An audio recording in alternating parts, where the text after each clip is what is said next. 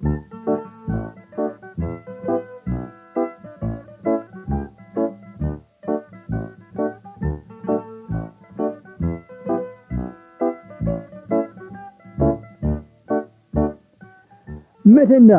good morning from me, Wella Brown. Today we're going to hear Ken George talking to Michael Palmer about the novel that Michael's written, The Strange Adventures of a Young Evacuee to Cornwall in the Last War.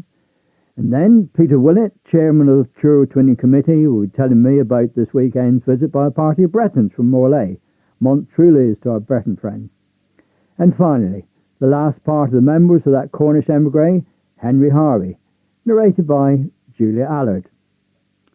So Cornwall's links overseas are very much in evidence today. First, however, we've 5 of the competitors from the Taves Kernewek, that's the Cornish Esteemed, and they're going to read a few lines from a poem written in 1957 by Gorsedh Country, December's Man, J.N. Snell, and the poem is called Galargan, Song of Sorrow. And what's interesting here is that each of our readers put something personal into the poem, expressing feelings with a different accent, just as you'd find in English. And listen for it.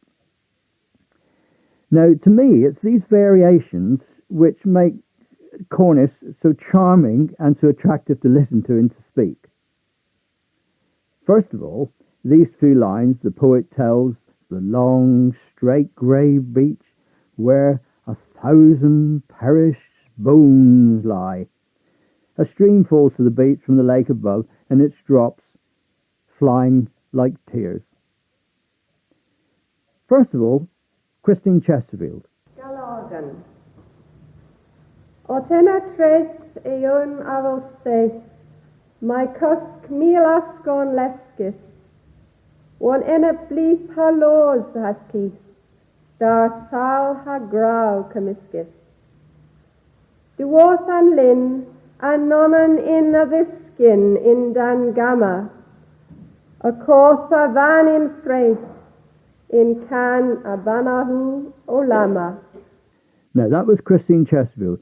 And did you hear the clarity of the voice, the distinct, slow emphasis, and the falling voice, suggesting grief? Galargan. O tena tres, ewn a fel seith mae cwsg mil asgwrn lesgys. Forn enet blith ha los as cydd, dor sal ha grow cymysgys. Di wrth an lydyn an nonan eden a ddisgyn in daden gamma. I codd a faden in freith, in can and banaw o labma. Now, that was Philip Knight, and he had that same distinct colouring of the sound of each syllable, and his measured tone suggests meditation, reflection. Galargan, op ein a tres, ywn a fel seth, my cusc mil asgorn lesgus, war in it blith ha lose as keith, dar sal ha grew cymysgus. The worth and lydyn and nonan in, a viskin in dan gamma, a quarter van in freith, in can and banaho a lamma. Now, didn't you enjoy Rod Lyons' reading there, and didn't you enjoy his natural Cornish voice and intonation? And did you notice the slight difference in the pronunciation of some words which arises from this natural regional accent? Galargan, gans matmelin. Otena tres, awn avel seth, ma cwsg mil asgorn lesgus. Warn eneb blwydd ha lws, as cydd dawr sal ha grow cymysgus. Di wrth an lyn a nonnen in a ddisgyn in dan gamma. A cwdd a fan in freith in can and banahu o lamma. Now, with John King there, we return to a standard pronunciation which is neither more correct or less acceptable than that of the other readers. And this acceptability of variations in accent should reassure people who want to learn Cornish but who perhaps might worry about the correct way to speak.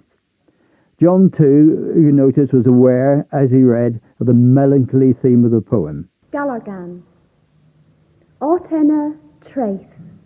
Un of those saith my cusk meal ascorn leskis.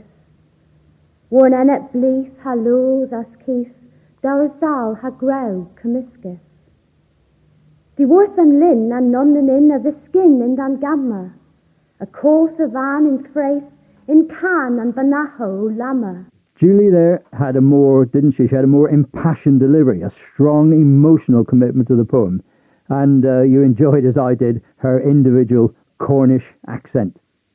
Well, I hope you found those extracts from the Esteemed competition interesting.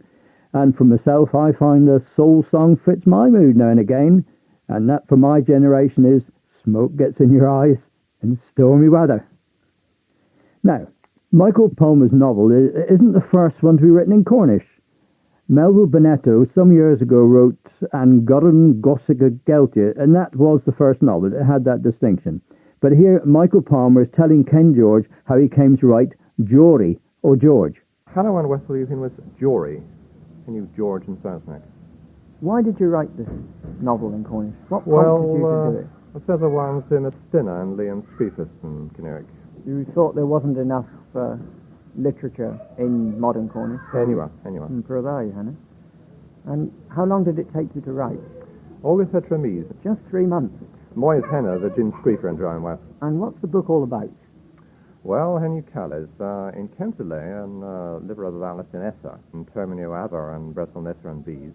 It began in Saltash, round about in the Second World War. Nessa, Breton and Bees, August, Neil No Cans, Conan Hadugans, Nessa and Parna. Jory, you, Mau Yank, drove the Naublaw, Dre Nepis Isek, in Kroghen North, Nepis a Gothas in G ha Lata Ivan Razor then Mau Mos de Gerno and House Ethis a Trigger Ganzi Unter Aldain Piergoint. I would have a tactile quaint a warfare than Mauvian. Well, in case you missed what the last bit was about, Michael told us that the story concerned a young evacuee whose mother, having been killed, comes to Essa, that's Saltash, to live with his strange uncle. And we still have a few strange people in Saltash, perhaps I'm one of them. Right, so when Ganza Wethel Mihal, good luck with the novel, Michael. Today, flags are flying in Truro. Black and white flags, red, white and blue flags. And I have with me today Peter Willett of the Truro Twinning Committee to tell me why and to explain what twinning is all about. Well, this year we're celebrating our 10th anniversary. So this explains this particular celebration this weekend. That's true. When you've got a party coming over. Yes. Good. Now, some people are a little cynical and they look at twinning arrangements and believe that after the initial wave of enthusiasm which brought it about has passed, then in a year or two things die away and it's only the diehards who remain interested, who keep things going. Is this your experience here? Not in the case of Truro. We do have our diehards, and certainly we do have those who have been members and have gone away, not necessarily left the town, but have finished with the Twinning Association. But we also have those who, probably for reasons of their own, have finished their membership and have come back to membership. They've seen the benefits of twinning. But our membership, in actual fact, has, over the 10 years, stayed at a steady 70 to 80 persons. Oh, peer there. Another perhaps common misconception, and one hopes it is a misconception, is that the man in the street looks at twinning and says, yes, the ratepayers are paying here for the Twinning Committee and civic dignitaries to go over to Brittany to enjoy hospitality there and to have everything paid and to have a jolly good time at the ratepayers' expense. Is this what happened? No, it certainly isn't. I think perhaps in some instances, in other parts of the country, yes, there may be a small rate levied for that occasion and those types of functions, but certainly not within Truro, and I don't think anywhere else within Cornwall this occurs. But of course it is the fact that on the Breton side there's quite a substantial sum of money made available from municipal funds for twinning, isn't it? Oh yes, certainly there are, yes. but we paid our own bicycle. Yes, that's true. After that. Now, it's very nice to see the Cornish flag and the Breton flag flying here in Truro, both black and white. In fact, I believe the only national flags which are in those colours or non-colours. Does this mean to say that the Twinning Committee here in Truro, members of the Twinning Association, are particularly aware of the Celtic dimension to Twinning? I think there is a strong understanding of the Celtic connections, both here and in Morlaix, or in Brittany, for that matter, in particular with those who can speak their native tongues. Kernewek Bretonic. So I believe you yourself can say good health in Breton, you know? Yarishma. Matre. What about the kind of people who are involved in Twinning? Do they tend to be people who have an academic interest in these matters, or is it a fair spread? I think it's from every walk of life, every walk of life that you can think of. Young as well as... Oh, yes, certainly. Yes, we would like to see more youngsters coming along, but, I think there is a very broad spectrum. Are the schools involved? The schools do become involved, yes. There are groups going over from Truro to Morlaix, and certainly groups from the Cornish Technical College going over. Muras is Peter Willett. Thanks, Peter Willett. Well, now, to close today's edition of Kroeder Kroghen, Julie Allard, whom we heard earlier, is going to relate the last part of the memoirs of William Henry Harvey, who, like so many other Cornish, went overseas in the 19th century, to Canada in his case, thus making it true that there are more Cornish people overseas than there are in Cornwall, perhaps thanks to William Harvey's and thousands like him. The first Toronto exhibition was opened in 1879 by the Marquess of Lorne and Princess Louise. Among the places they visited was the General Hospital, and I shook hands with both of them, as I was then a patient with a broken leg. At that time there was only a single car track from Sumac to Niagara Street, and they were digging up Queen Street West in the fall of 1879 to lay a double track. The bay on the south, Riverdon on the east, and Parkdale on the west, and the boundary of Toronto then was Bloor Street on the north. The population of Toronto in 1879, according to the Assessment Department figures, was 75,110, and in 1918 was 489,681. On August 2, 1885, an awful fire on the Esplanade began at the foot of Princess Street and burned up everything to Yonge Street. They asked for help from Hamilton and Buffalo, which arrived by special train. The line was kept clear, and they arrived in a very short time. Other great fires: the Globe, January 6, 1895. The Osgood Building, January 10, 1895. The Robert Simpson Company, Sunday, March 3, 1895. And the embers of which was carried by the strong wind across to the Metropolitan Church and set fire to some of the wooden slats in the walks. The Mackintosh fire at corner Front and George Streets occurred July 10, 1902, and 5 firemen were killed. July 7, 1915, railway disaster at Queenston Heights, when a trolley car bringing Sunday school picnic from Niagara Falls down to the boat jumped the track and 15 persons were killed. The first electric cars ran on Church Street, August 15, 1892. The railway between Truro and Falmouth was opened in 1864. The Bible Christian Chapel was opened in 1865, when the Reverend James Thorne and the Reverend F.W. Bourne preached, and Sidney Edwards was the first child baptized there. The Prince of Wales, afterwards Edward VII, was married March 10, 1863, and there was great rejoicing in England.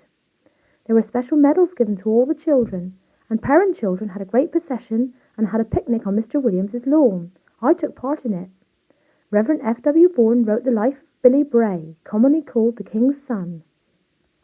Billy Bray was a Cornish miner, and before his conversion was a great drunkard, but afterwards he became a local preacher and temperance lecturer. He was a very popular man. When he was to preach or lecture, the place was sure to be crowded. I heard him preach many times. He built 3 or 4 chapels.